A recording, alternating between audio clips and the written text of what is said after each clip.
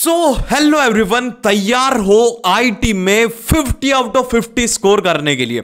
क्योंकि आज हम लोग अभी के अभी बस 10-15 मिनट के अंदर पूरा आईटी का रिवीजन करवा दूंगा।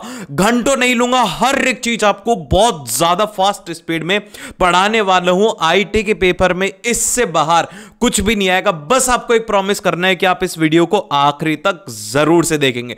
तो भाई देखिए, आईटी का पेपर है, लास्ट पेपर है। एक बात ध्यान रखना कि आईटी के पेपर में आपको टू द पॉइंट लिखना है, ज्यादा बकवास लिखने की जरूरत है। तो सबसे पहला पॉइंट आता है कि डेटाबेस की डेफिनेशन क्या है, डेटाबेस होता क्या है। तो देखो, फॉर एग्जांपल के लिए आप मान लो कि आपके क्लास के अंदर है 100 स्टूडेंट। अब ये जो 100 स्टूडेंट है, इनका अलग अलग डेटा होगा। जैसे कि फॉर एग्जांपल के लिए सभी का हाइट अलग होगी, सभी का वेट अलग होगा, सभी का बोल सकते हैं कि मोबाइल नंबर अलग होंगे। तो ये सब चीजें जो अलग हैं, इनको जैसे कि एक फॉर्मेट के अंदर अगर हम कर दे तो उसको कहते हैं डेटाबेस। इससे फायदा क्या होगा, जैसे कि अगर आपको मान लो कि रोहित है, रोहित का आपको मोबाइल नंबर देखना है तो उसके अंदर मिल जाएगा। वहीं पर अगर श्याम का देखना है तो श्याम का डेटा आपको उसमें मिल जाएगा। तो मतलब पूरा जो डेटा है उसको एक ऑर्गेनाइज्ड वे के अंदर करने को ही डेटाबेस कहा जाता है।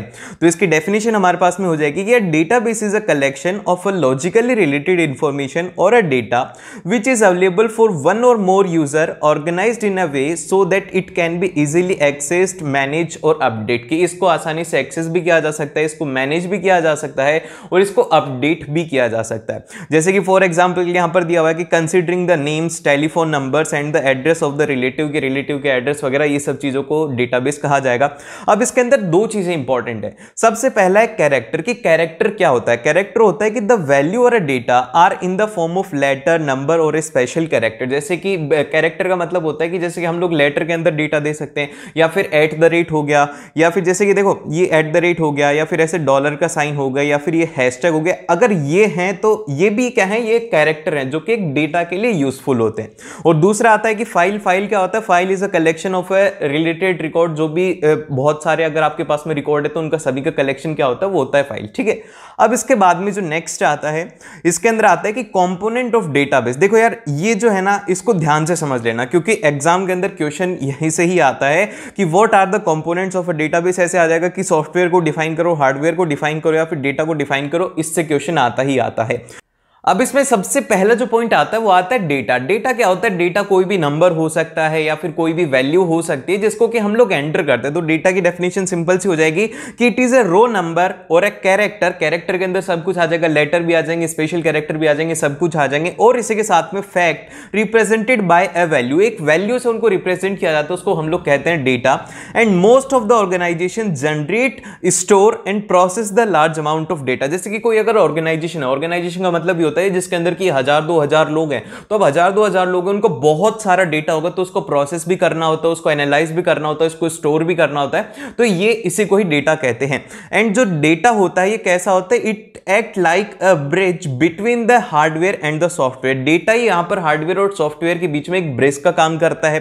अब इसके बाद में जिसका अगला कंपोनेंट आता है वो आता है सॉफ्टवेयर। तो देखो, सॉफ्टवेयर को ध्यान से समझो। सॉफ्टवेयर क्या होता है कि एक होता है स्टोर्ड डेटा और एक होता है यूजर। तो यूजर और जो स्टोर्ड डेटा होता है उनको इंटरेक्ट करने के लिए ना कोई एक प्रोग्राम की जरूरत होती है। तो वही प्रोग्राम के सेट को हम लोग सॉफ्टवेयर कहते हैं। तो इसकी डेफिनेशन यहां पर ये हो जाएगी कि it is the set of the program that lies between the stored data and the user of a database and it is used to control and manage the overall computerized database. और इसका काम क्या होता है, इसका काम होता है कि कंट्रोल किया जा सके और जो यहां पर है मैनेज किया जा सके जो भी हमारा डेटाबेस है उसको। अब इसके लिए हम लोग कौन से जो हैं उनको सॉफ्टवेयर को यूज करते हैं, जैसे कि MySQL हो गया या फिर Oracle हो गया। इन सभी सॉफ्टवेयर्स को हम लोग यूज करते हैं। अब इसके बाद में आते हैं हार्डवेयर। हार्डवेयर क्या होता है, जो कि कंप्यूटर वगैरह होते हैं ना, जिनको कि हम लोग हार्डली एक्सेस कर सकते हैं, मतलब जिनको टच कर सकते हैं, वही होता है हार्डवेयर। ठीक है। अब इसकी जो डेफिनेशन है वो ये रहेगी कि it is the physical aspect of a computer, telecommunication or a database which consist of a secondary storage devices such as magnetic disk, optical disk on which the data is stored। तो मतलब आप simple सी बात है, hardware को ये याद रखो कि एक ऐसे फिजिकल डिवाइस जिसके अंदर कि हम लोग हमारे डेटा को स्टोर करने वाले हैं। अब इसका जो लास्ट कंपोनेंट आता है वो आता है यूजर। यूजर क्या होता है, बेसिकली आप यूजर हो तो आपको क्या करना है कि आपके बिजनेस के लिए चाहिए, तो आपको अपने बिजनेस के लिए उसको इंफॉर्मेशन को एक्सेस करना है, तो वही होता है भैया यूजर। तो यूजर को हम लोग डिफाइन करेंगे कि it is the person who needs the information from the database to carry out its primary business responsibilities, कि उसको डेटाबेस से कुछ डेटा चाहिए अपने प्राइमरी बिजनेस को चलाने के लिए। सिंपल सा है, आप समझ गए हो। इसके बाद में जो नेक्स्ट टॉपिक आता है वो आता है फीचर ऑफ डेटाबेस के, डेटाबेस के क्या क्या फीचर है। तो इसका सबसे पहला फीचर है वो है टेबल्स। तो टेबल्स को हम लोग इस तरीके से डिफाइन करेंगे कि it is the building block of any relational database, जिसको कि हम लोग RDBMS भी कहते हैं, वो आगे पढ़ेंगे। Model where all the actual data is defined and enter, कि मतलब भैया ये पूरा एक बिल्डिंग ब्लॉक होता है किसी भी डेटा को बनाने के लिए, जिसके अंदर की सारे डेटा को एंटर किया जाता है और एक डेटा एक टेबल की फॉर्म में होता है।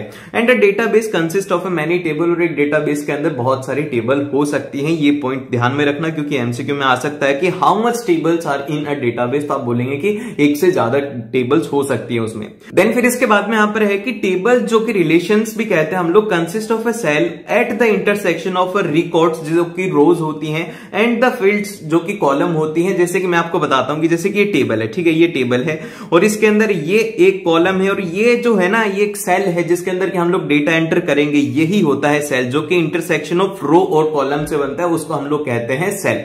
देन फिर इसके बाद में चलते हैं हम लोग नेक्स्ट की तरफ, जो कि सेकंड पॉइंट है हमारा, वो है यहां पर फील्ड और डेटा आइटम। तो यहां पर फील्ड और डेटा आइटम को हम लोग इस तरीके से डिफाइन करेंगे कि it is an area within the record reserved for a specific piece of data, कि भैया ये जो एरिया है ये सिर्फ और सिर्फ एक स्पेसिफिक डेटा के लिए रिजर्व्ड है, उसके अंदर और कोई डेटा नहीं आ सकता। And it is the individual sub component of one record, it contain set of characters, और इसके अंदर सेट ऑफ कैरेक्टर हो सकते हैं, कितने भी सेट हो सकते हैं कैरेक्टर के। अब एग्जांपल के तौर पर हम लोग इसमें देखेंगे कि क्या क्या एग्जांपल है। एग्जांपल ये है कि कस्टमर नंबर हो गया, कस्टमर नेम हो गया, स्ट्रीट एड्रेस हो गया, सिटी हो गया, स्ट्रीट हो गया, फोन नंबर वगैरह, ये सब चीजें क्या है कि रेस्ट्रिक्टेड है, कि भैया अगर कस्टमर नंबर का है तो उसके अंदर सिर्फ और सिर्फ कस्टमर नंबर ही आएंगे और उसके अलावा उसमें कुछ भी नहीं आएगा। कस्टमर का नेम है तो वहां पर नेम ही आएगा, तो ये यहां पर याद रखना है। फिर इसके बाद में इसका थर्ड जो फीचर है वो है हमारे पास में रिकॉर्ड। तो देखो रिकॉर्ड क्या होता है, record it is the collection of data item of all the field information, जितने भी हमारे पास में इंफॉर्मेशन है उसको एक जगह पर कलेक्ट कर लेते हैं, pretending to a one entity or a complete unit of information that is a person, company or transition etcetera. अगर ये सब चीजें होती हैं तो इसको हम लोग क्या बोलते हैं, इसको बोलते हैं रिकॉर्ड। और जो रिकॉर्ड होता है, record of a table is also known as row, entity और ट्यूपल। ये एग्जाम के अंदर आ सकता है, एमसीक्यू के लिए इंपॉर्टेंट है कि रो को और क्या कह सकते हैं, एंटिटी भी कह सकते हैं और इसको हम लोग ट्यूपल भी कह सकते हैं। देन फिर इसके बाद में जो नेक्स्ट आता है वो आता है क्वेरीज। क्वेरीज क्या होता है भैया, तो क्वेरी को हम लोग डिफाइन करेंगे कि it is the inquiry into the database using the select statement, कि भैया ये इंक्वायरी होती है किसी भी डेटाबेस के अंदर कौन से कमांड को यूज करके, सेलेक्ट स्टेटमेंट को यूज करके किया जाता है। एंड फिर इसके बाद में यहां पर आगे है, these statements give you filtered data according to your condition specification indicating the field. मतलब कि जैसे कि मान लो कि आपके पास में एक पूरा डेटाबेस है, उसके अंदर आपको स्पेसिफिकली आयुष नाम है, आयुष नाम की डिटेल निकालनी है, तो आप आयुष सर्च करोगे तो पूरे उस डेटाबेस के अंदर सर्च करेगा कि भैया आयुष की क्या क्या इंफॉर्मेशन है, वो आपको मिल जाएगी। तो यही होता है कि आपकी जो भी रिक्वायरमेंट है, जो भी कंडीशन है, उसके अकॉर्डिंग आपको वो डेटा मिल जाएगा। फिर इसके बाद में चलते हैं हम लोग नेक्स्ट की तरफ, जो कि है हमारा डेटाबेस सर्वर। तो डेटाबेस सर्वर क्या होता है, डेटाबेस सर्वर हम लोग बोलते हैं कि may be refer to the both hardware and software used to run a database, कि भैया जो हमारे डेटाबेस है उसको रन करने के लिए जो भी हार्डवेयर है, सॉफ्टवेयर है, जो कि हम लोग यूज करते हैं, उसी को हम लोग कहते हैं डेटाबेस सर्वर। देन फिर इसके बाद में जो नेक्स्ट आता है वो आता है यहां पर डेटाबेस मैनेजमेंट सिस्टम। ये अभी तक था डेटाबेस का, अब इसके बाद में आते हैं डेटाबेस मैनेजमेंट सिस्टम।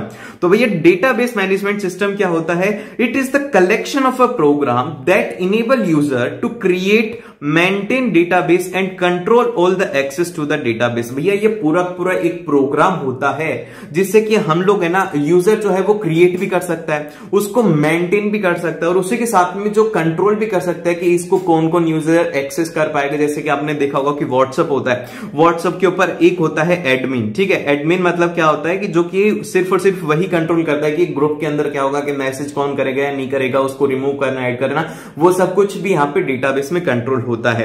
एंड ये जो डेटाबेस मैनेजमेंट सिस्टम क्या होता है, database management system is a computer based record keeping system, की कंप्यूटर बेस्ड जितना भी रिकॉर्ड कीपिंग सिस्टम हम लोग इसको बोलते हैं।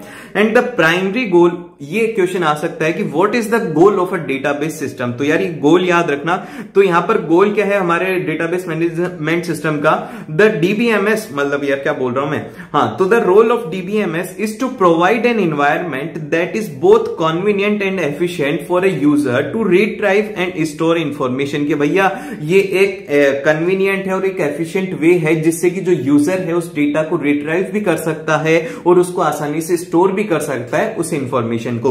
एंड फिर इसके बाद में it act as an the interference between the application program and the data stored in a database. कि भैया एक तरीके का ये एप्लीकेशन प्रोग्राम है जिससे कि जो भी स्टोर्ड डेटा है उसके साथ में जो यूजर है वो इंटरफेरेंस कर पाएगा। इंटरफेरेंस का मतलब है कि वो एडिट कर सकता है, उसको मैनेज कर सकता है, अपडेट कर सकता है, जो भी उसकी मर्जी हो वो अपने अकॉर्डिंग कर सके। अब इसके बाद में नेक्स्ट टॉपिक आता है, वो आता है कि what are the advantage of a database management system. कि हमारे जो डीबीएमएस इसके फायदे क्या है, हम लोग इसे क्यों यूज में लेंगे। तो एग्जाम के अंदर क्वेश्चन ये आ सकता है कि why database management system is preferred. तो उसके अंदर आपको ये 5 से 6 पॉइंट लिखने होंगे। तो सबसे फर्स्ट पॉइंट यहां पर ये है कि इट रिड्यूसेस द रेडंडेंसी। रेडंडेंसी का मतलब होता है कि duplication of data. Database management system होता है डीबीएमएस के हेल्प से क्या होता है कि जो डुप्लीकेशन ऑफ सिस्टम है, मतलब कि एक तरीके से डेटा को कॉपी करना है, जैसे कि लोग अब वीडियोस या फिर कंटेंट को कॉपी करते हैं, वैसे यहां पे होता है कि डेटा को कॉपी करना यहां पे मुश्किल हो जाता है। देन फिर इसके बाद में इसका जो नेक्स्ट पॉइंट है वो है यहां पर डेटा शेयरिंग। डेटा शेयरिंग का मतलब ये होता है कि the data stored in the database can be shared among the multiple user और एप्लीकेशन प्रोग्राम। कि भैया इससे एक फायदा ये होता है कि आप आसानी से ना बहुत सारे लोगों के बीच में जो डेटा है उसको आसानी से शेयर कर सकते हो। कि जैसे कि मान लो कि अभी ये यूट्यूब है, यूट्यूब के ऊपर क्या है कि मैं बहुत सारे स्टूडेंट्स तक पहुंच पा रहा हूं, बहुत सारे स्टूडेंट्स तक जो भी मेरे पास में इंफॉर्मेशन है वो मैं उनको इंफॉर्मेशन दे पा रहा हूं। फिर इसके बाद में जो सेकंड हमारा मतलब थर्ड पॉइंट है वो है data security. The DBMS ensure that the access of a database is only done through an authorized user. अब देखिए डेटा की सिक्योरिटी रहती है डीबीएमएस के अंदर कि यहां पर जैसे कि मैंने अगर डिजाइन किया, अगर मैं इसका एडमिन हूं तो मेरे पास में पूरी अथॉरिटी है कि इसको कौन देख पाएगा कौन नहीं देख पाएगा। तो ये जो पूरी डेटा सिक्योरिटी हमें मिलती है। फिर सेकंड आता है कि multiple views of a data. के यहां पर मल्टीपल व्यूज मिल जाते हैं किसी भी डेटा को, कि कोई एडिट करना चाहता है, कोई बोलता है कि जैसे कि एक टीम होगी, अब टीम के अंदर बहुत सारे लोग हैं, जैसे कि मैंने मेरा अकॉर्डिंग काम किया, कोई बोल रहा है कि आप इसका कलर चेंज कर दो, कोई बोल रहा है कि भैया आप इसका फॉन्ट चेंज कर दो। तो ये क्या होता है कि multiple views of a data हो जाता है। फिर इसके बाद में जो लास्ट पॉइंट आता है वो आता है कि डेटा इंडिपेंडेंट सिस्टम। की यहां पर जो डेटा है वो इंडिपेंडेंट रहता है and data description are independent from the application program. ये इंडिपेंडेंट रहता है, जो भी एप्लीकेशन प्रोग्राम होता है उसके साथ में इसका कोई भी रिलेशन नहीं होता। देन फिर इसके बाद में जो अगला पॉइंट आता है इसका वो यहां पर आता है बैकअप एंड रिकवरी। अब यहां पर बैकअप एंड रिकवरी में क्या होता है कि the DBMS provide a backup and the recovery sub system that is responsible to recover data from the hardware and the software failure. जैसे कि मान लो कि आपका सॉफ्टवेयर फेलियर हो गया, तो सॉफ्टवेयर फेलियर के केस के अंदर क्या होगा कि आपका जितना भी डेटा है वो उठ जाएगा, हार्डवेयर फेलियर के अंदर भी आपका डेटा उठ जाएगा। तो इसके अंदर डीबीएमएस में ऐसा नहीं होता, आपका जो डेटा है वो आसानी से आप उसको रिकवर कर सकते हैं। देन फिर इसके बाद में जो नेक्स्ट पॉइंट आता है वो आता है हमारे पास में ईयर्स ऑफ एप्लीकेशन डेवलपमेंट। मतलब कि क्या हुआ, इसका मतलब ये हुआ कि the application program needs to develop the application program according to the user needs. जैसे कि अभी आप लोगों ने बोला कि भैया हमें ना डीबीएमएस के शॉर्ट नोट्स दे दो, भैया हमें ना पूरा एक सिलेबस का रिवीजन दे दो। ये क्या है, ये है आपकी नीड्स है। अब इस नीड्स को कौन फुलफिल कर रहा है, मैं फुलफिल कर रहा हूं। तो इसी तरीके से जो डीबीएमएस है इसमें क्या होता है कि ईयर्स ऑफ एप्लीकेशन डेवलपमेंट की आसानी से यूजर की नीड्स को देख करके उसको मॉडिफाई किया जा सकता है। देन फिर इसके बाद में अच्छाइयां ही नहीं है, अब इसकी कुछ बुराइयां भी है, इसके डिसएडवांटेज भी है। तो इसका सबसे पहला जो डिसएडवांटेज है वो है यहां पर cost of hardware and software. अगर आपको कहीं पे भी किसी का भी डिसएडवांटेज है तो आपको सिंपल सा सबसे पहली बात तो कॉस्ट को ही डाल देना है। फिर इसके बाद में जो सेकंड आता है वो आता है डेटाबेस फेलियर। इसके अंदर डेटाबेस बहुत बार फेल भी हो जाते हैं, जो डेटा होता है वो उड़ भी जाता है। और इसी के साथ में कॉम्प्लेक्सिटी काफी ज्यादा कॉम्प्लेक्स होता है। और लास्ट है कि लोअर एफिशिएंसी, इसकी एफिशिएंसी जो है वो काफी ज्यादा कम होती है। अब इसके बाद में जो नेक्स्ट टॉपिक आता है वो आता है की फील्ड्स। तो देखो की फील्ड्स क्या होता है, बेसिकली मैंने आपको सबसे पहले एग्जांपल दिया था, जैसे कि ये हमारा 3 कॉलम बना दी मैंने, ठीक है। अब इसके अंदर मैंने लिख दिया आईडी और यहां पर मैंने लिख दिया नाम, ठीक है। तो अब क्या होगा कि ये जो नेम वाला कॉलम है ना, इसके अंदर पूरा नेम ही रहेंगे सभी के। आईडी है तो उसके अंदर आईडी ही रहेगी। तो ऐसा जो होता है उसको ही हम लोग कहते हैं की। और की क्या होता है, की को हम लोग अभी एक बार डिफाइन करते हैं। की की डेफिनेशन हमारे पास में ये रहती है कि the key is defined defined as the column or the set of column, column नहीं सेट ऑफ कॉलम भी हो सकता है, of a database which is used to identify each record uniquely in a relation, कि यहां पर जो हर एक रिकॉर्ड है उसको आसानी से यूनिकली आइडेंटिफाई किया जा सकता है। जैसे कि फॉर एग्जांपल के तौर पर मैंने यहां पे दिया हुआ है कि if a table has an ID name address as a column names then each one is known as the key of for that table, कि भैया एक टेबल है, टेबल के अंदर आपके पास में 3 कॉलम है, तो इनके अंदर जो 3 है अलग अलग, जैसे कि आईडी है तो आईडी एक की हो गया, नेम है तो नेम एक की हो गया, एड्रेस है तो एड्रेस एक की हो गया है। फिर इसके बाद में टाइप्स ऑफ की फील्ड कौन से होते हैं, सबसे पहले आती है प्राइमरी की। तो प्राइमरी की क्या होती है, प्राइमरी की अ फील्ड और a set of field that uniquely identify each record in a table is known as primary key. देखो ये मैंने स्पेलिंग में थोड़ी गलती कर दी, लिख लेना प्राइमरी के तो ऊपर सही लिखी हुई है कि, तो भैया यहां पर सिंपल सी बात है कि यार एक सेट ऑफ फील्ड होता है जिसके अंदर की जो यूनिकली आइडेंटिफाइड रिकॉर्ड होता है हर एक टेबल के अंदर। अब इसकी कुछ प्रॉपर्टीज होती है, प्राइमरी की must having the following properties, उसके पास में ये प्रॉपर्टीज होनी चाहिए कि डजंट अलाउ नल वैल्यूज, इसके अंदर नल वैल्यूज नहीं होनी चाहिए, it has the unique index, और इसकी यूनिक इंडेक्स होनी चाहिए। लास्ट में है कि it allows the number and the text both, इसके अंदर नंबर और टेक्स्ट अलाउड होना चाहिए। तो ये होती है इसकी प्रॉपर्टी, एग्जाम के अंदर आ जाएगा कि what are the properties of a primary key. अब इसके बाद में जो नेक्स्ट आता है वो आती है कैंडिडेट की। तो कैंडिडेट की क्या होता है कि the set of all the attributes which are uniquely identify each tuple of a relation are known as candidate key. और इसकी जो प्रॉपर्टीज हैं वो क्या होती है, सबसे पहली प्रॉपर्टी होती है कि for each row the value of a key must be uniquely identify that row, key मतलब जैसे कि एक रो है, रो के अंदर जैसे कि नाम है, नाम के आगे उसका आईडी लिखा हुआ है, फोन नंबर लिखा हुआ है, उसका एड्रेस लिखा हुआ है, जैसे कि रो समझ रहे हो ना, रो इस तरीके से होती है, ये होती है रो, ठीक है। रो के अंदर सबसे पहले क्या होगा, जैसे कि उसका नाम है, ठीक है, नाम उसका कुछ भी होगा, फिर उसके बाद में आगे उसकी आईडी होगी, फिर उसके बाद में आगे उसका फोन नंबर होगा। तो ये जो पूरा का पूरा है इसको यूनिकली आइडेंटिफाई कर पाए वही होती है कैंडिडेट की, ठीक है। और यहां पर जो ट्यूपल है, ट्यूपल का मतलब हमने अभी अभी पढ़ के आए थे, रो ही होता है ये। और फिर इसके बाद में जो नेक्स्ट पॉइंट है, नेक्स्ट इसकी प्रॉपर्टी है वो ये है कि no attribute in the key can be discarded without destroying the property unique identification. और यहां पर जो है कि कोई भी एट्रीब्यूट की नहीं है जिससे कि जो हमारा यूनिक आइडेंटिफिकेशन है उसको डिस्ट्रॉय कर पाए। देन फिर इसके बाद में आती है फॉरेन की। फॉरेन की ऐसा नहीं होता कि बाहर वाले लोग होते हैं, ये नहीं होता भैया, इसके अंदर फॉरेन की का मतलब अलग होता है। फॉरेन की का हाँ मतलब तो यही होता है कि दूसरे लोगों के साथ में इंटरेक्शन, मतलब कि दूसरे की जो की है उसके साथ में इंटरेक्शन को ही हम लोग फॉरेन की बोलते हैं।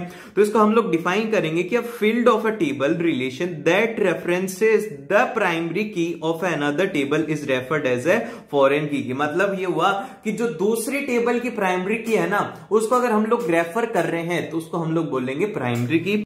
देन फिर इसके बाद में इसका सेकंड पॉइंट आता है जो कि है यहां पर कि the relationship between the two table is established with the help of a foreign की, कि जो दो टेबल है उनके बीच में अगर आपको रिलेशनशिप बिठानी है तो वहां पे आप लोग फॉरेन की को यूज करते हैं। देन फिर इसके बाद में इसका अगला पॉइंट आता है वो ये है कि अ टेबल में हैव द मल्टीपल फॉरेन की एंड ईच फॉरेन की can have the different reference table, की मतलब कि एक से ज्यादा फॉरेन की हो सकती है और उनकी जो रेफरेंस टेबल है वो भी अलग अलग हो सकती है। देन फिर इसके बाद में अगला जो पॉइंट आता है वो आता है RDBMS। इसकी फुल फॉर्म ही याद रख लो, फुल फॉर्म है इसके रिलेशनल डेटाबेस मैनेजमेंट सिस्टम।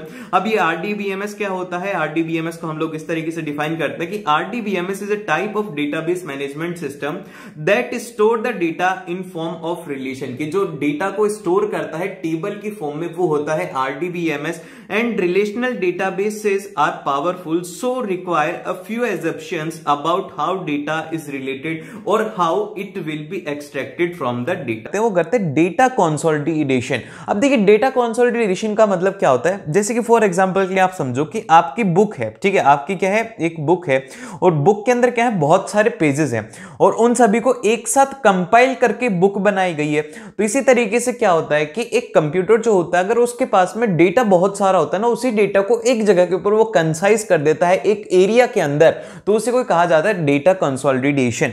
तो इसीलिए हम लोग इसको डिफाइन करेंगे, इस तरीके से कहेंगे कि combining of a data from a various sources into a single area for an easy analysis. तो वही होता है डेटा कंसोलिडेशन, कि मतलब बहुत सारे डेटा थे आपने एक जगह के ऊपर कंबाइन कर दिए। जैसे बुक होती है ना, उसके अलग अलग पेजेस होते हैं, हैं उसको कंबाइन कर देते तो एक बुक बन जाती है। फिर इसके बाद में नेक्स्ट आता है वो आता है सब टोटल। सब टोटल क्या है, जैसे कि इट इज अ फंक्शन, यहां पे ध्यान से देखना कि it is a function that calculate the sub total of a range of the values with in the list. इसका क्या मतलब हुआ, जैसे कि मान लो कि आपने बहुत सारी बार देखा होगा आपकी जो प्रोबेबिलिटी के क्वेश्चन है या फिर स्टैटिस्टिक्स के क्वेश्चन है उसमें आपने देखा होगा कि टोटल हो जाता है वो जो कॉलम है पूरा उसका, तो वही होता है यहाँ पे कि जिसके अंदर की एक टेबल का या फिर लिस्ट ऑफ जो टेबल है उसका जल्दी से सब टोटल मिल जाए, वही होता है सब टोटल। और फिर इसके बाद में जो नेक्स्ट आता है वो आता है सिनेरियो। अब सिनेरियो क्या होता है, सिनेरियो को हिंदी के अंदर समझो। सिनेरियो को मतलब ये होता है कि अगर मान लो कि ऐसा हो जाएगा तो क्या होगा, जैसे कि अगर आप सुबह 6 बजे उठ के पढ़ाई करते तो क्या होता, अगर आप अच्छे से पढ़ाई करते तो क्या होता। तो ये क्या है कि ये एक अलग सिनेरियो है। तो इसी तरीके से क्या होता है, सिनेरियो को हम लोग डिफाइन करेंगे कि scenario is a feature that allows to create and compare the different set of data to explore the outcomes और द पॉसिबिलिटी। बेसिकली ये जो सिनेरियो ये एक ऐसा फीचर है जिसकी हेल्प से क्या कर सकते हैं आप है ना, अलग अलग डेटा के बेसिस के ऊपर देख सकते हो कि इसको थोड़ा सा चेंज करेंगे तो क्या आउटकम आएगा, इसको चेंज करेंगे तो क्या आउटकम आएगा, फिर पॉसिबिलिटी क्या आएगी ये आप उससे देख सकते हैं। फिर इसके बाद में इसमें जो सबसे पॉपुलर है ना एग्जाम के अंदर जो पूछा जाता है वो पूछा जाता है कि व्हाट इफ सिनेरियो क्या होता है। तो हम लोग व्हाट इफ सिनेरियो को बोलेंगे कि analysis in a scenario you can test the different possibility and potential impact of the changes in your data.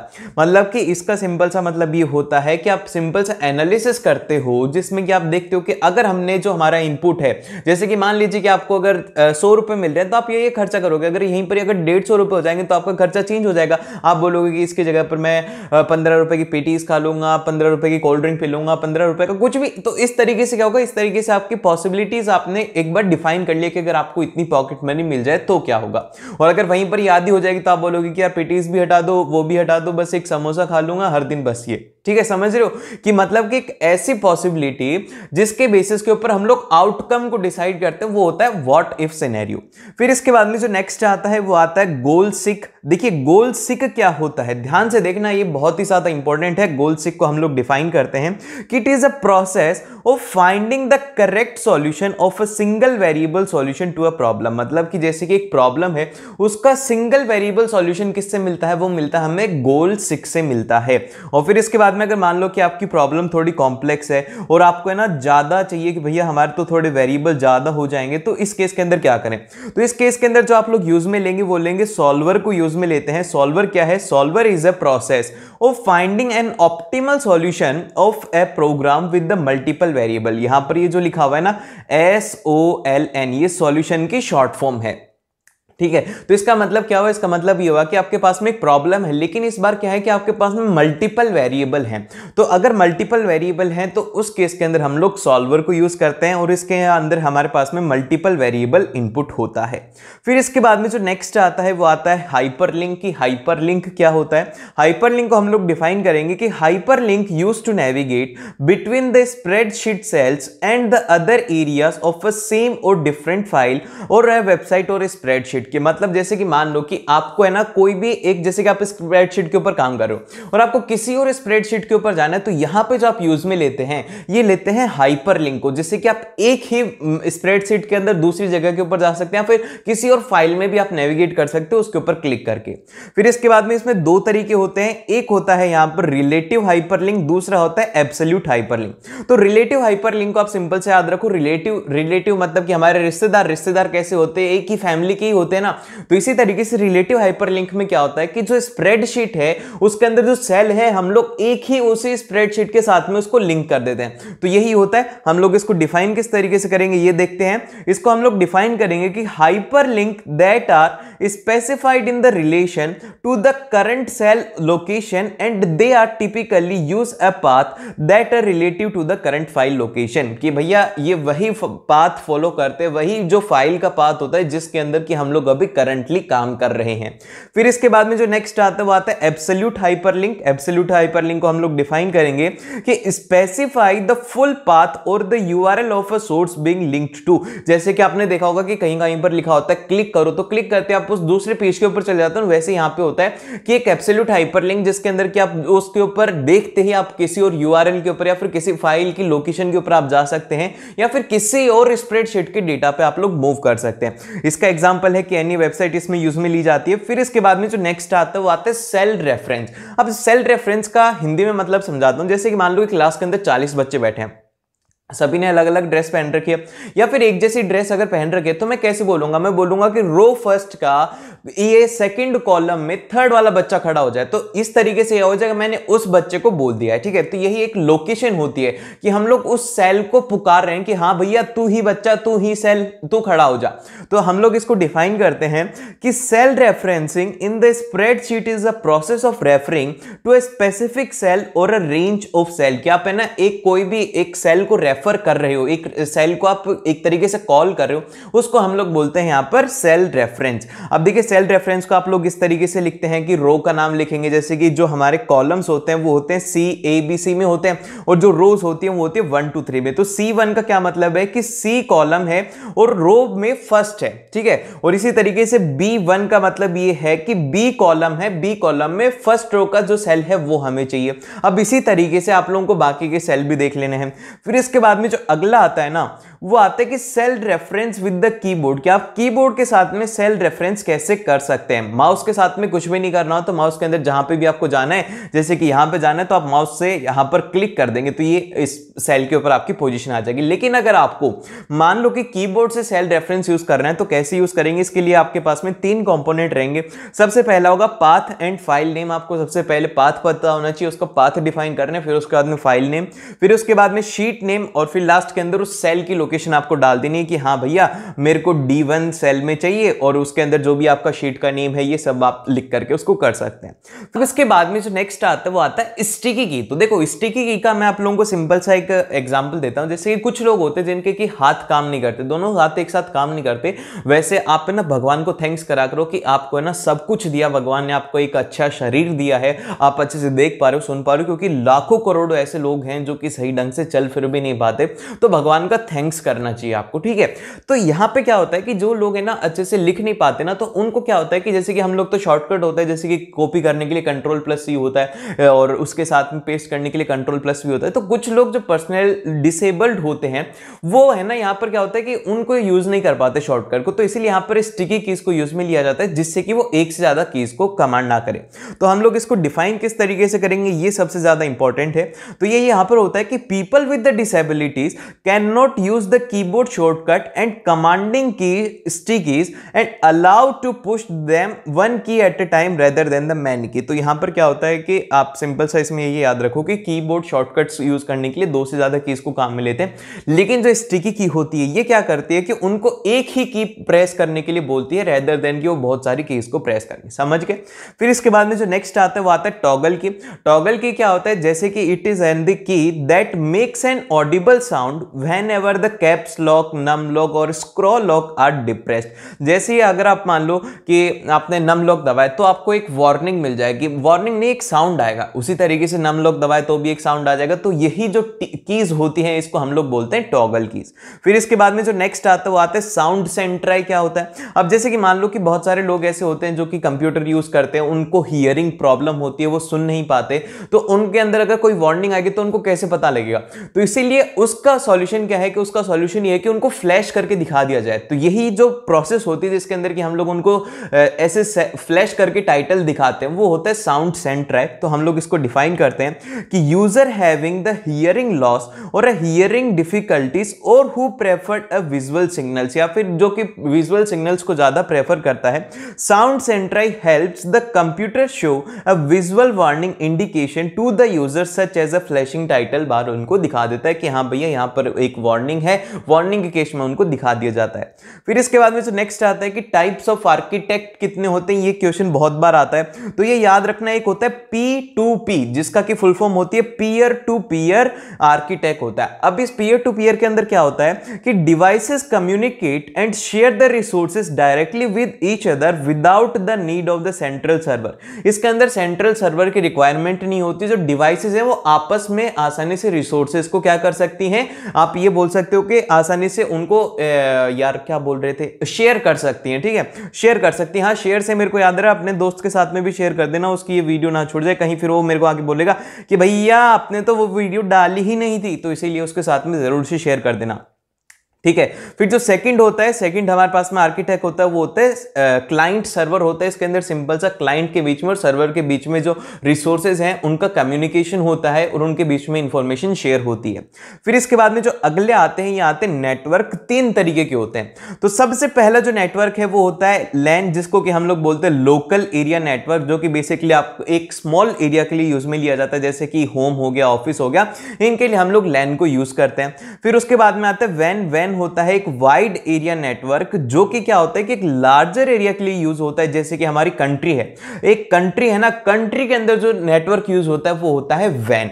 और फिर इसके बाद में जो नेक्स्ट आता है वो आता है मैन। अब ये मैन वो मर्द नहीं है, ये मर्द नहीं है, ये यहां पर ध्यान से इसकी फुल फॉर्म देखो, इसकी फुल फॉर्म है मेट्रोपॉलिटन एरिया नेटवर्क। जो कि क्या होता है कि जैसे कि वैन तो बहुत बड़ा है, लेकिन आपको मान लो कि आपको आपकी बिल्डिंग है, बिल्डिंग के लिए कनेक्शन पूरे नेटवर्क चाहिए, तो आप क्या करोगे, लैन को यूज करोगे। लैन तो इतनी बड़ी होती नहीं, लैन का तो इतना कवरेज भी नहीं होता, तो इसीलिए यहां पर मैन को डिसाइड करा गया कि जो क्या है ना, जो लैन है उससे तो बड़ा होगा, लेकिन जो वैन है उससे छोटा होने वाला है। तो यही होता है मैन। मैन, ठीक है, मैन मतलब मर्द नहीं होता यहां पे, इसमें कुछ और ही होता है। फिर इसके बाद में जो नेक्स्ट आता है वो आता है इंटरनेट। क्या होता है, तो इंटरनेट को हम लोग डिफाइन करते हैं कि internet is a system of a interconnected computer network which connects the billions of the peoples using the internet protocol. कि इंटरनेट वो चीज होती है जिससे कि जो लाखों करोड़ों अरबों लोग हैं ना कनेक्ट हो जाते हैं, और एक सिंपल से एक नेटवर्क कनेक्टेड सिस्टम होता है। ये बहुत सारे कंप्यूटर एक साथ कनेक्टेड हो जाएं तो उसको हम लोग बोलते हैं, क्या बोलते हैं, इंटरनेट बोलते हैं। अब इसमें 3 चीजें इंपॉर्टेंट है। सबसे पहला है कि www, 3W का मतलब क्या है, इसकी फुल फॉर्म क्या है, इसकी फुल फॉर्म है वर्ल्ड वाइड वेब। अब ये क्या होता है, it is a collection of a connected hypertext pages and may be accessed online. इसका मतलब ये हुआ कि भैया www जो है ना, बेसिकली कलेक्शन होता है, जितने भी हमारे कनेक्टेड हाइपर टेक्स्ट पेजेस होते हैं ना, उनके कलेक्शन है, उसको हम लोग बोलते हैं वर्ल्ड वाइड वेब, एंड जो कि ऑनलाइन आप उसको एक्सेस कर सकते हो। फिर इसके बाद में जो नेक्स्ट आता है वो आता है वेब ब्राउजर। वेब ब्राउजर को हम लोग बोलते हैं कि software application allows the user to access and view the web page on the world wide web. Web browser एक ऐसी सॉफ्टवेयर एप्लीकेशन होती है जिससे कि जो यूजर है वो वर्ल्ड वाइड वेब के ऊपर जाकर के उन पेजेस को एक्सेस कर सकता है, इंफॉर्मेशन को पढ़ सकता है, और बाकी के उसके जितने भी यूजफुल हैं वो सब चीजें वो वहां से कर सकता है। और फिर इसके बाद में जो नेक्स्ट आता है वो आता है वेब सर्वर। वेब सर्वर क्या होता है, basically web server is a computer system that store the website और the file or a document. जैसे कि अभी यूट्यूब है, अब यूट्यूब का एक एग्जांपल दूं तो यहां पर मैंने एक वीडियो बनाई, अब ये वीडियो तो मेरी डिवाइस में होगी, अब आपको कैसे मिलेगी, तो यहां पे क्या होता है कि मैं इस वीडियो को मेरी डिवाइस से यूट्यूब के सर्वर के ऊपर अपलोड करता हूं। अब जब सर्वर के ऊपर अपलोड कर दिया, फिर उसके बाद में अगर आपने चैनल को सब्सक्राइब कर रखा है तो आपके पास में YouTube एक नोटिफिकेशन भेजेगा। फिर जैसे ही नोटिफिकेशन भेजेगा तो आप क्या हो गए, क्लाइंट हो गए, और YouTube के सर्वर के ऊपर अब मेरे अगर मैं डिलीट भी कर दूंगा तो भी कोई फर्क नहीं पड़ेगा, तो सीधी वीडियो सर्वर से और आपके बीच में कनेक्शन हो गया। तो ये कनेक्शन होता है, और इसी तरीके से जो सर्वर है उसका काम सिंपल सा होता है कि वो जो है हमारी वेबसाइट के डेटा को या फिर जो हमारे मतलब कि डेटा को स्टोर करने का काम होता है वेब सर्वर का। फिर इसके बाद में जो नेक्स्ट आता है वो आता है ऑफलाइन ब्लॉग एडिटर। इसके एग्जांपल याद रख लेना, देखो एग्जाम के अंदर ये आ सकता है। ऑफलाइन ब्लॉग एडिटर क्या होता है, ऑफलाइन के नाम से ही हमें क्लियर हो रहा है। Offline blog editors are a software tools that allows the user to create and edit the blog post offline. कि एक ऐसा सॉफ्टवेयर जिससे कि जो यूजर है वो आसानी से ऑफलाइन में ब्लॉग पोस्ट को जनरेट कर सकता है और उसको शेयर कर सकता है अपने दोस्तों के साथ में, फिर जिनके भी साथ में वो करना चाहे। इसके अंदर इंटरनेट की जरूरत नहीं होती है। अब जैसे कि इसका नाम, इसका एग्जांपल क्या किया हुआ है, क्यूमाना सॉरी। और फिर इसके बाद में विंडो लाइव राइटर हो गया, ब्लॉग डेस्क हो गया, ये कुछ हैं ब्लॉग के ऑफलाइन हैं। ये वर्जन थोड़े याद रखना, अभी याद रख लो। एक तो ब्लॉग डेस्क तो तुम्हें याद ही हो गया, दूसरा याद रख लो विंडो लाइव एडिटर, फिर तीसरा नाम याद रख लो क्यूमाना। ठीक है, क्यूमाना आप इसको याद रख सकते हो। फिर इसके बाद में जो अगला पॉइंट आता है वो आता है न्यूज ग्रुप का और ब्लॉग का। तो देखो न्यूज ग्रुप क्या होता है, न्यूज ग्रुप का मतलब ये होता है जैसे कि एक मैं आपका ग्रुप बना दूं, बहुत सारे स्टूडेंट्स हो आप सभी का एक मैं ग्रुप बना दूं और मैं बोल दूं कि आप लोगों को इस टॉपिक के ऊपर डिस्कस करना है। तो ऐसा तो है नहीं कि सभी एक जैसा बोलोगे, आप बोलोगे कुछ बोलेंगे उसका अगेंस्ट में, कुछ बोलेंगे उसके फेवर में, और कुछ आप लोग सभी लोग बोलते रहोगे। तो बेसिकली यही एक डिस्कशन जिसके अंदर की लोग पार्टिसिपेट करते हैं, जिसके अंदर की लोगों की बातें सुनी जाती हैं, उसे कहते हैं हम लोग न्यूज ग्रुप। तो हम लोग न्यूज ग्रुप को बोलेंगे कि news group is a group of a people article in which the peoples can give their opinion on a particular topic, कि जो लोग हैं वो एक अपना ओपिनियन दे सकते हैं किसी भी एक पर्टिकुलर टॉपिक के ऊपर जो कि उस ग्रुप में डिस्कस हो रहा है। लेकिन वहीं पर ही जो ब्लॉग है, ब्लॉग के अंदर डिफरेंस ये होता है कि blog is a website on which the author or a group of people post an article on the website and user can read only and it can comment on article. तो यहां पर क्या होता है कि जो यूजर है ना, सिर्फ और सिर्फ उसको आर्टिकल पढ़ने को मिलता है, और जो क्रिएट करते हैं वो ऑथर करते हैं, फिर एक ग्रुप ऑफ पीपल होता है जो कि एक स्पेसिफिक टॉपिक के अराउंड उस आर्टिकल को लिखते हैं। और यहां पर जो यूजर है सिर्फ और सिर्फ कमेंट कर सकता है। उसका दुख बड़ा है कि वो उनके साथ में डिस्कशन में पार्ट नहीं कर सकता। उसके बाद में जो अगला आता है वो आता है इंस्टेंट मैसेजिंग। तो इंस्टेंट मैसेजिंग को हम लोग डिफाइन करते हैं कि instant messaging is a real time or online communication method that enables the user to send and receive the message. कि एक ऐसी कम्युनिकेशन मेथड होता है जिससे कि जो यूजर है वो आसानी से सेंड भी कर सकता है मैसेज को, रिसीव भी कर सकता है। अब ये दो तरीके से होता है। एक होता है एप्लीकेशन बेस्ड, जैसे कि व्हाट्सएप है और गूगल टॉक है। इनमें क्या होता है कि एक आपको सॉफ्टवेयर चाहिए जिससे कि आप लोग आसानी से कम्युनिकेट कर सकते हो, इसके अंदर सॉफ्टवेयर बेस्ड होता है ये। और दूसरा होता है वेब बेस्ड, जिसको कि आप ना वेब ब्राउजर के अंदर ऑपरेट कर सकते हो और इसको आप डाउनलोड नहीं कर सकते। इसका एग्जांपल है मीबो और IMO, एक इंस्टेंट मैसेजिंग है नहीं। और फुल फॉर्म्स को ध्यान रखना, तो इसीलिए फुल फॉर्म की हम लोग बात करें तो सबसे पहले हम लोग कुछ इंपॉर्टेंट फुल फॉर्म्स है जिनका याद कर लेते हैं, जैसा कि DBA की जो फुल फॉर्म होती है वो होती है डेटाबेस एडमिनिस्ट्रेटर। फिर सेकंड आता है डेटाबेस मैनेजमेंट सिस्टम DBMS। फिर इसके बाद में जो थर्ड आती है वो आती है RDBMS, जिसकी फुल फॉर्म होती है रिलेशनल डेटाबेस मैनेजमेंट सिस्टम।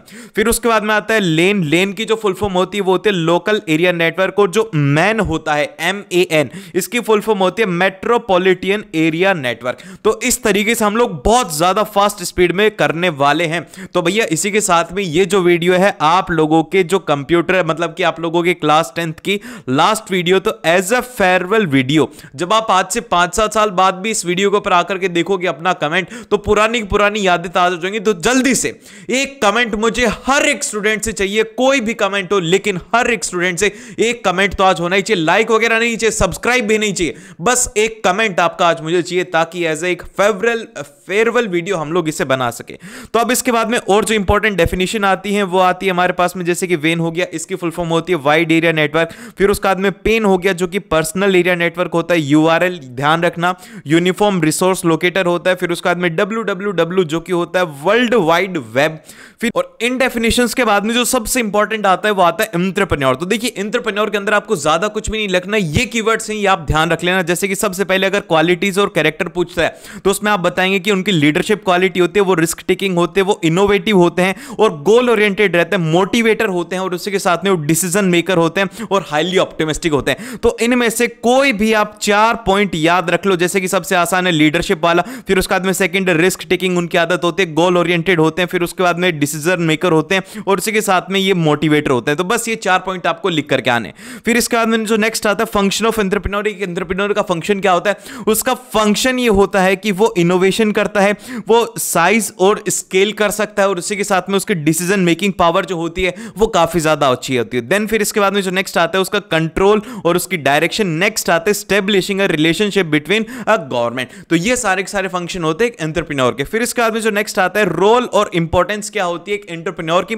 तो सबसे पहली जो इंपॉर्टेंस होती है वो होती है हेल्पफुल इन कैपिटल फॉर्मेशन। फिर सेकंड आता है कि इट क्रिएट्स एन एम्प्लॉयमेंट। फिर थर्ड आता है कि यहां पर development of a new production technique और फोर्थ आता है यहां पर हायर प्रोडक्टिविटी। तो ये चीजें आपको ध्यान रखनी है, ये पॉइंट्स आप लोग बस ये कीवर्ड्स ध्यान रखो, ज्यादा कुछ भी याद रखने की जरूरत नहीं, रटने का टाइम नहीं है, बस एक बार आपका ये रिवीजन है तो फास्ट रिवीजन यहां पर होना चाहिए। और फिर इसके बाद में जो नेक्स्ट आता है वो आता है एडवांटेज ऑफ एंटरप्रेन्योरशिप। तो एडवांटेज क्या है? सबसे पहले कि इंडिपेंडेंस होता है, वेल्थ क्रिएशन होता है, फ्लेक्सिबिलिटी होती है, सक्सेस मिलता है और उसी के साथ में एम्बिशन फुलफिलमेंट होता है। तो आप सिंपल से एक बात ध्यान रखो कि अगर आप एंटरप्रेन्योर बनोगे तो आप पैसे कमाओगे, तो वेल्थ क्रिएशन हो गया। फिर उसी के साथ में आप लोग यहां पर क्या करोगे? इंडिपेंडेंटली काम करोगे, इंडिपेंडेंस हो गया। फिर उसके बाद में आप लोग फ्लेक्सिबिलिटी रहोगे और उसी के साथ में आपका एक स्टेटस बनेगा। तो ये बात आपको ध्यान रखनी है। फिर उसके बाद में डिसएडवांटेज क्या है एंटरप्रेन्योरशिप के? सिंपल सा डिसएडवांटेज है कि वहां पर बहुत बहुत ज्यादा आपको टाइम देना पड़ेगा।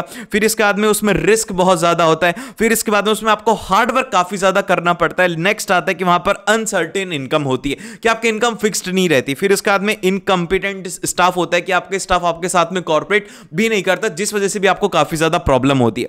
फिर इसके बाद में जो नेक्स्ट आता है सस्टेनेबल डेवलपमेंट। अब इसको हिंदी के अंदर समझो कि सस्टेनेबल डेवलपमेंट की डेफिनेशन ही होती है कि development that meets need of a present without compromising the ability of a future generation, कि जो नेक्स्ट जनरेशन है उसकी जो एबिलिटी है, उसका जो रिसोर्सेज है, उसको बिना डिस्ट्रॉय किए करंट जनरेशन की जो मतलब की ग्रोथ होती है, उसको कहा जाता है सस्टेनेबल डेवलपमेंट। अब इससे क्वेश्चन क्या आएगा? इससे क्वेश्चन आएगा कि why sustainable development is important. तो सबसे पहला आता है कि proper use of means and resources, की सारे रिसोर्सेज को अच्छे तरीके से काम में लिया जाए। फिर उसके बाद में डेवलपमेंट ऑफ पॉजिटिव एटीट्यूड, की एक पॉजिटिव एटीट्यूड डेवलपमेंट हो लोगों के अंदर, ताकि वो रिसोर्सेज को कम यूज में ले।